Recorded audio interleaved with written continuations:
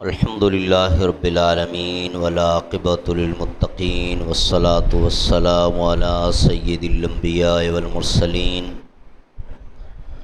وعلی آلہ وصحبہ اجمعین، اما بعد۔ اعوذ باللہ السمیع العلیم من الشیطان الرجیم، بسم اللہ الرحمن الرحیم۔ لقد کان لکم فی رسول اللہ اسوۃ حسنہ۔ حضور نبی کریم حضرت محمد مصطفیٰ صلی اللہ علیہ وسلم کی حیات طیبہ اور آپ کی سیرت پاک کے حوالے سے کل کے درس میں ہم نے حلف الفضول کا ذکر کیا تھا کہ رسول اللہ صلی اللہ علیہ وسلم کی عمر اس وقت 20 سال تھی، اور اس معاہدے میں کس طرح آپ صلی اللہ علیہ وسلم پیش تھے، اور مشرکین مکہ کے سارے لیڈر آپ صلی اللہ علیہ وسلم کو بڑا اپریشیٹ کر رہے تھے۔ اس کے بعد رسول کریم صلی اللہ علیہ وسلم نے جو مشورہ اپنے چچا کو دیا تھا مضاربہ پر بزنس کرنے کا، خود رسول اللہ صلی اللہ علیہ وسلم نے شروع کیا۔ دوسرے لوگوں کا مال لے کر منڈیوں میں جاتے تھے، بیچتے تھے، اور پھر جو پروفٹ ملتا تھا طے شدہ اصول کے مطابق اپنا حصہ وصول کر لیتے تھے۔ بہت جلد آپ صلی اللہ علیہ وسلم اپنی دیانتداری، اپنی ذہانت، اپنی دور اندیشی اور اپنی اچھی ڈیلنگ کی وجہ سے پاپولر ہونے لگے، مشہور ہونے لگے۔ یہاں سے پھر سٹوری شروع ہو جاتی ہے آپ صلی اللہ علیہ وسلم کی جو پہلی شادی حضرت خدیجہ رضی اللہ تعالیٰ عنہ کے ساتھ ہوئی۔ حضرت خدیجہ 2 مرتبہ بیوہ ہو چکی تھیں۔ پہلے ان کے شوہر تھے ابو حالہ، بیٹی تھی حالہ، اس کے نام پر ہی کنیت تھی ابو حالہ، ایک بیٹی۔ وہ فوت ہو گئے تو حضرت خدیجہ نے دوسری شادی کی عتیق بن عائض سے۔ عتیق بن عائض سے حضرت خدیجہ کے 2 بچے تھے، ہند اور سمان۔ گویا کہ ٹوٹل 3 بچے تھے حضرت خدیجہ کے اس وقت۔ بزنس تھا۔ اب خاتون ہونے کے ناطے ٹریولنگ زیادہ نہیں کر سکتی تھیں۔ اس وقت سفر ہوتا تھا خچر پر یا اونٹ پر یا پیدل، اور منڈیاں بھی اس طرح ڈیولپڈ نہیں تھیں، تو خواتین کے لیے بہرحال بڑے مسائل تھے۔ تو وہ مختلف لوگوں، مردوں کو ہی اپنا پیسہ دے کر یا اپنا مال دے کر منڈیوں میں بھیجتی تھیں، اور اس طرح جس کی دیانتداری جتنی ہوتی وہ اس کے مطابق حضرت خدیجہ کو لوٹاتا تھا۔ حضرت خدیجہ کا ایک غلام تھا جس کا نام تھا میسرہ۔ اس کو کاروبار کے معاملے میں انوالو رکھا ہوا تھا۔ تو ایک دن خود اس نے حضرت خدیجہ رضی اللہ تعالی عنہا سے درخواست کی کہ میڈم، کئی لوگوں کو ہم کاروبار کے لیے آزما چکے ہیں، یہ ایک نوجوان جو آپ کے قبیلے قریش کا ہی ہے، ہاشمی ہے، اس کی میں بہت شہرت سن رہا ہوں، ان کی ڈیلنگ، ان کی دیانتداری، خاص طور پہ کردار کا بڑا سچا آدمی ہے، ہیرا پھیری کرنے والا بالکل نہیں ہے۔ اگر آپ اجازت دیں تو اس مرتبہ ہم ان کو مال دے کر بھیجیں۔ حضرت خدیجہ رضی اللہ تعالی عنہا نے بڑی خوشی کے ساتھ آپ صلی اللہ علیہ وسلم کو بلوایا۔ ٹرمز اینڈ کنڈیشنز جو بھی تھیں طے ہوئیں، اور اس کے بعد رسول کریم صلی اللہ علیہ وسلم مال لے کر سیریا کی منڈی میں گئے۔ حضرت خدیجہ نے میسرہ کو ساتھ بھیجا کہ وہاں کے جو تاجر تھے ان کے ساتھ جو پہلے لین دین چل رہا تھا وہ میسرہ ہی کو پتہ تھا، اس لیے اس کو ساتھ بھیجا۔ اب میسرہ رسول اللہ صلی اللہ علیہ وسلم کو قدم قدم پہ واچ کر رہا تھا، اور ہر لمحے آپ صلی اللہ علیہ وسلم سے بڑا متاثر ہو رہا تھا۔ جب منڈی پہنچے چند دن وہاں جو گزارے. اب رسول اللہ صلی اللہ علیہ وسلم کی پرسنالٹی جب لوگ دیکھتے تھے تو سمجھتے تھے کہ سیٹھ صاحب خود آئے ہیں، لیکن رسول اللہ صلی اللہ علیہ وسلم صاف صاف بتاتے تھے کہ بھئی میرے پاس کسی کی امانت ہے، میں تو کسی کا مال لے کر بیچنے آیا ہوں. تو اس سے لوگ اور متاثر ہوتے تھے کہ کتنا سچ بولنے والا آدمی، اپنا بھرم نہیں مارتا، سچ بتاتا ہے. رسول اللہ صلی اللہ علیہ وسلم کو کچھ تاجروں سے وعدے ملنے لگے کہ یہ سامان اگر آپ بیچتے ہیں تو ہم آپ کے علاوہ کسی اور سے نہیں خریدیں گے، اور یہ آئٹم ہمارے پاس ہوتے ہیں، اگر آپ خریدیں تو ہم آپ کے علاوہ کسی اور کو نہیں بیچیں گے. چند دن وہاں گزارنے کے بعد جب واپس آئے تو حضرت خدیجہ کو اس مرتبہ جتنا پروفٹ ملا پہلے کبھی بھی نہیں ملا تھا. اپنا حساب کتاب کیا، رسول اللہ صلی اللہ علیہ وسلم نے جو اپنا شیئر طے کیا تھا حضرت خدیجہ سے وہ وصول کیا اور چلے گئے. میسرہ نے یہ جو چند دن آپ صلی اللہ علیہ وسلم کے ساتھ گزارے تھے دیوانہ ہو گیا تھا. گھر میں جب بھی بیٹھتا تو ہر وقت اس کی زبان پہ رسول اللہ صلی اللہ علیہ وسلم ہی کی باتیں ہوتی تھیں، انہی کا تذکرہ ہوتا تھا. حضرت خدیجہ کی ایک دوست تھی نفیسہ، وہ ایک دن حضرت خدیجہ کو مشورہ دینے لگیں کہ آخر آپ کب تک دوسرے مردوں کے ذریعے اپنا کاروبار چلائیں گی، اور پھر آپ کے بچے بھی ہیں، ان کو بھی گھر میں سرپرست چاہیے، آپ کو شادی کر لینی چاہیے.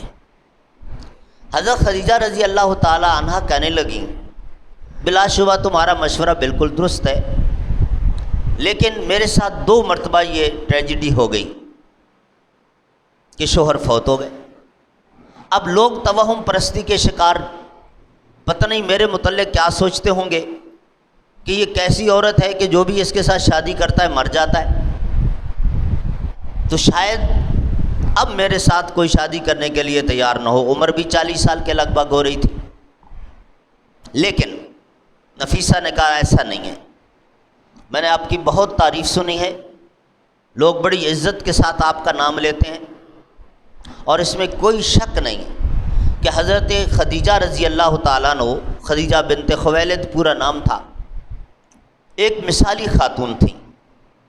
اور یہاں پر ایک بات سمجھتے جائیے کہ آدم علیہ السلام سے لے کر حضرت محمد مصطفیٰ صلی اللہ علیہ وسلم تک جتنے بھی انبیاء اکرام آئے، ان کے گھر میں بیوی بن کے جو بھی عورت آئی وہ اعلیٰ کردار کی تھی. ہاں یہ ہوا کہ کچھ نبیوں کے گھر میں کافر عورت آئی، مشرک عورت آ گئی نکاح میں، لیکن بد کردار نہیں آئی. یہ بہت بڑی بات ہے، اس لیے کہ میاں اور بیوی دونوں کی عزت ایک دوسرے کے ساتھ لازم و ملزوم ہے. اگر ایک غلط ہے تو بےزتی دونوں کی ہوتی ہے، وہ مرد ہو یا عورت ہو.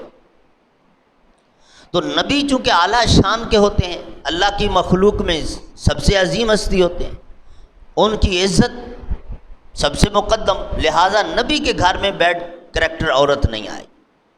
آج جن ظالموں نے آخری نبی محمد الرسول اللہ صلی اللہ علیہ وسلم کو بیویوں کو معاف نہیں کیا، ان پر تہمتیں لگا دیں، ان کو ذرا برابر خدا کا خوف نہ آیا کہ وہ کتنا بڑا جرم کرنے جا رہے ہیں.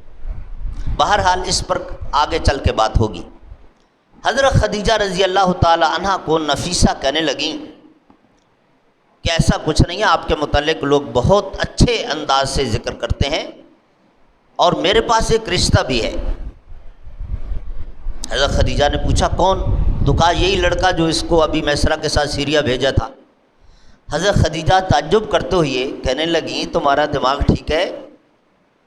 یہ ہاشمیوں کا شہزادہ، سب کا لاڈلا، اور کتنا خوبصورت جوان، 24-25 سال کا ینگ لڑکا، اس کے لیے اس کے خاندان والے نہ جانے کہاں سے کوئی رشتہ لے کر آئیں گے. میں بیوہ اور 40 سال عمر، مجھے کون قبول کرتا ہے؟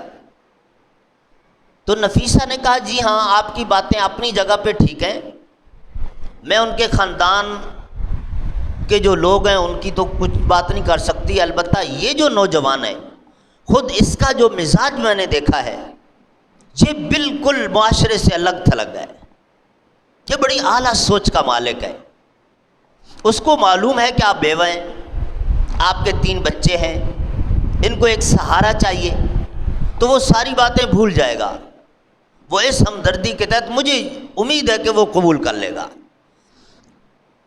حضرت خدیجہ رضی اللہ تعالی عنہا کہنے لگی اگر ایسا ہو جائے تو میری قسمت کے وارے نارے، لیکن لگتا بہت مشکل ہے۔ کہا آپ مجھے اجازت دیں، ٹھیک ہے۔ نفیسہ گئیں اور انہوں نے جا کر رسول اللہ صلی اللہ علیہ وسلم سے حضرت خدیجہ کے متعلق بات کی، تو فوراً رسول اللہ صلی اللہ علیہ وسلم نے ٹوک دیا کہ یہ میرے ساتھ کرنے والی بات نہیں ہے، میرے سرپرست چچا موجود ہیں، آپ ان سے بات کریں۔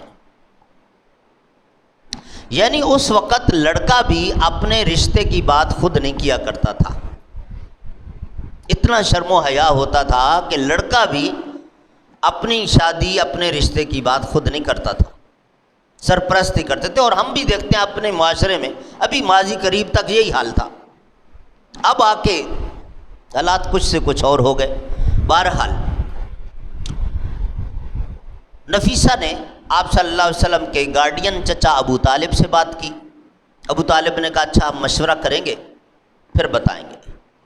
رسول اللہ صلی اللہ علیہ وسلم کو بلایا اور ابو طالب نے بات کی کہ بیٹا اس طرح میرے پاس یہ ایک پرپوزل آیا ہے تمہارے لیے۔ رسول اللہ صلی اللہ علیہ وسلم نے جواب میں ارشاد فرمایا چچا آخر ہے تو وہ ہمارے خاندان کی عورت، اس کا خیال تو ہمیں رکھنا ہوگا، ہم قبیلے والے خود اگر اس کا خیال نہیں رکھیں گے تو کون رکھے گا؟ ابو طالب سمجھ گئے کہ آپ صلی اللہ علیہ وسلم ایگری ہیں، چنانچہ ابو طالب نے اپنے باقی بھائیوں کو یعنی رسول اللہ کے چچاؤں کو بلایا، ان کے ساتھ میٹنگ کی، ان کو صورتحال بتائی۔ اس کے بعد حضرت خدیجہ رضی اللہ تعالی عنہا کی فیملی کے ساتھ ایک کمبائن میٹنگ ہوئی، رشتہ طے ہو گیا، اور اس وقت جو بھی ان کا رواج بنا ہوا تھا، طریقہ بنا ہوا تھا، اس کے مطابق رسول اللہ صلی اللہ علیہ وسلم کا حضرت خدیجہ کے ساتھ پہلا نکاح ہوا، اور رسول اللہ صلی اللہ علیہ وسلم نے حق مہر میں 5 اونٹ حضرت خدیجہ کو دیے تھے۔ اب اس سے بھی کئی باتیں سمجھ میں آتی ہیں۔ ہمارے ہاں شادی بیاہ میں ایسی اوٹ پٹانگ حرکتیں ہوتی ہیں پتہ ہی نہیں چلتا کہ کسی مسلمان کی ہو رہی ہے یا کسی اور کی ہو رہی ہے۔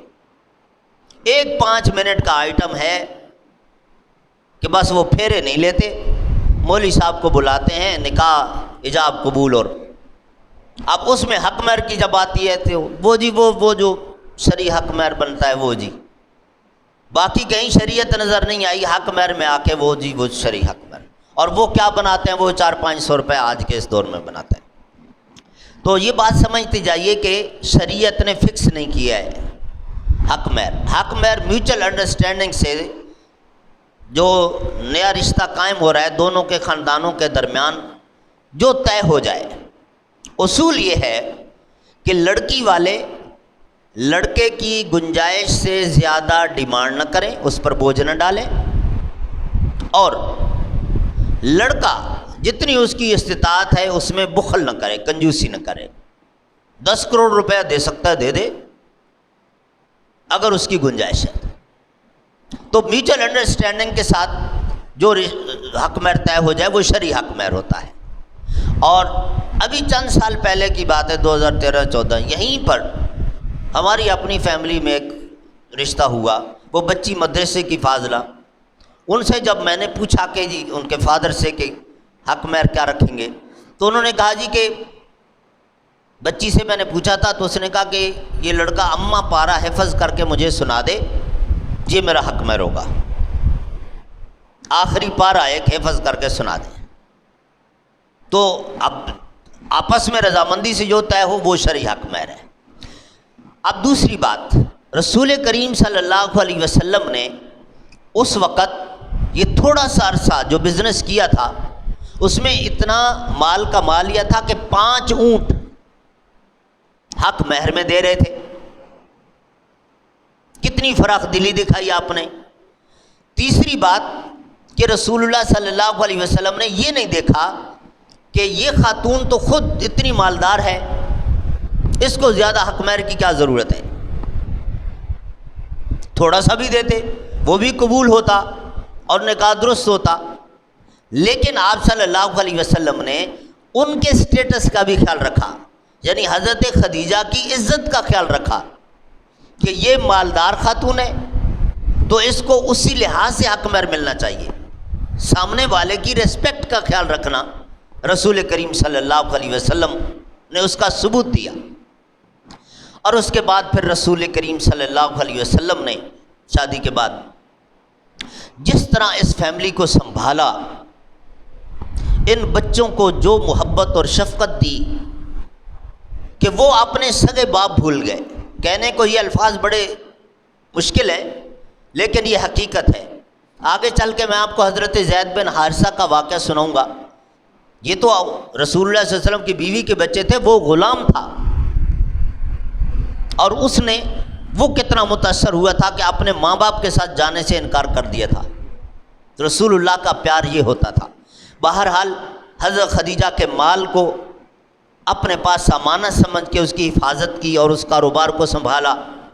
حضرت خدیجہ نے بھی انتہائی فراخ دلی کے ساتھ آپ صلی اللہ علیہ وسلم کو بالکل فری ہینڈ دیا، جس طرح چاہیں آپ صلی اللہ علیہ وسلم خرچ کریں. دونوں طرف سے یہ کوآپریشن تھا. اور رسول کریم صلی اللہ علیہ وسلم کی یہ بیوی حضرت خدیجہ جب تک زندہ رہی رسول اللہ صلی اللہ علیہ وسلم نے دوسری شادی نہیں کی. کر سکتے تھے کہ پہلے ان کو سنبھالنے کے لیے میں نے کیا، مجھ سے عمر میں 15 سال بڑی، اب میں اپنے شوق سے کوئی نوجوان لڑکی سے بھی شادی کروں. نہیں کی رسول اللہ صلی اللہ علیہ وسلم نے. یہاں سے دونوں طرف سے بات ہوتی ہے. بیوی کے اندر اگر یہ صلاحیت ہو نا